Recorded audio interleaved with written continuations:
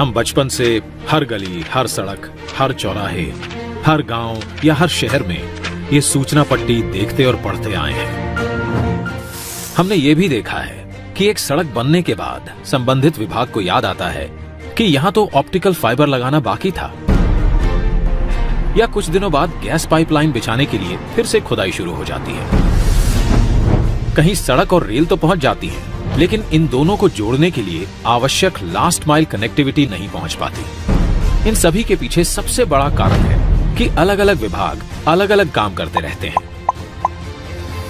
और इन सब का परिणाम प्रोजेक्ट के पूरा होने में देरी, लागत में वृद्धि और आम जनता को परेशानी। ऐसा भी देखा गया है कि एक प्रोजेक्ट तो पूरा हो गया, लेकिन दूसरे प्रोजेक्ट के साथ कोऑर्डिनेशन के अभाव से जनसामान्य को उसका पूरा लाभ नहीं मिल पाता है। आइए इसे एक उदाहरण द्वारा समझते हैं। एक फर्टिलाइजर प्लांट तो स्थापित हुआ, लेकिन उस तक गैस पाइपलाइन की व्यवस्था नहीं की गई। गैस पाइपलाइन की अनुपलब्धता के कारण वो प्लांट पूरी तरह से उपयोग में नहीं लाया जा सका, जिससे करोड़ों की लागत से बने उस प्लांट का पूरा लाभ जन सामान्य तक नहीं पहुंच सका। इसी प्रकार सड़क निर्माण का काम कई एजेंसियां करती हैं। जैसे प्रमुख राजमार्गों का निर्माण NHAI करती है। इसके बाद आगे की सड़क का निर्माण राज्य PWD करती है।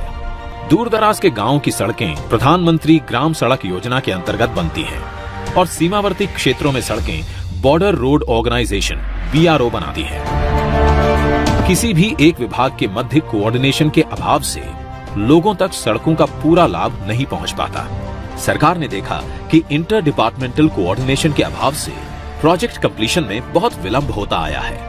सरकार के अलग अलग विभागों ने अपने सिस्टम को किया फास्ट ट्रैक। पिछले 7 सालों में माननीय प्रधानमंत्री श्री नरेंद्र मोदी जी के नेतृत्व में तमाम ऐसे प्रोजेक्ट्स बने हैं जिसमें सारे विभागों ने समन्वय के साथ काम किया, जिससे बड़े अच्छे परिणाम आए। जैसे कि रेल मंत्रालय ने कॉमन ड्राइंग अप्रूवल सिस्टम का गठन किया और उसे भी कर दिया ऑनलाइन, जिससे सारे अप्रूवल्स एक ही पोर्टल पर मिल जाएं। भारतीय रेल की इस गति से 6 महीने में मिलने वाले अप्रूवल्स अब 2 से 3 महीने में ही मिलने लगे हैं। इसी प्रकार पर्यावरणीय मंजूरियों के लिए भी 3 अलग अलग ऑनलाइन सुविधा आरंभ कर दी गई है, जिसके अप्रूवल्स में पहले करीब 2 साल का वक्त लगता था। अब ये अवधि घटकर महज कुछ महीनों की हो गई है।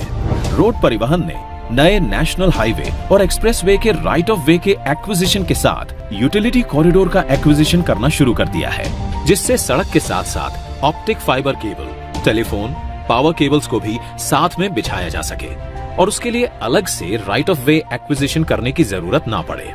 इन सारे प्रयासों से यूटिलिटी लगने में बहुत तेजी आ रही है और इनका लाभ जन सामान्य तक जल्द से जल्द पहुंच रहा है।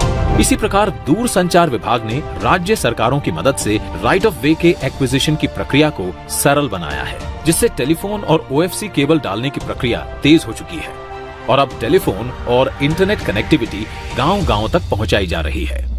अब समय है इन प्रयासों को इंस्टीट्यूशनलाइज करने का। जब देश आजादी का अमृत महोत्सव मना रहा है, तब समय है इन प्रयासों को गति देने का, शक्ति देने का।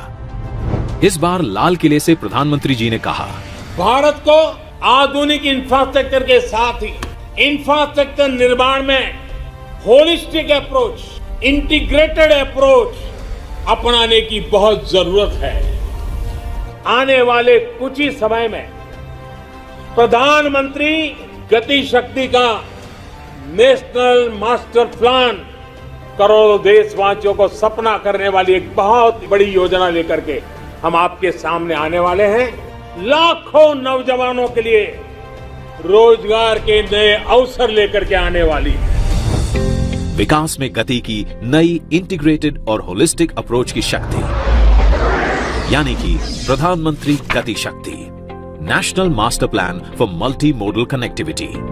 इसके अंतर्गत इसरो द्वारा विकसित BISAG-N इंटीग्रेटेड पोर्टल पर 16 मंत्रालयों को जोड़ने वाले 200 से ज्यादा लेयर्स काम कर रहे हैं, जिससे सभी विभागों को एक दूसरे के काम की मिलेगी विजिबिलिटी।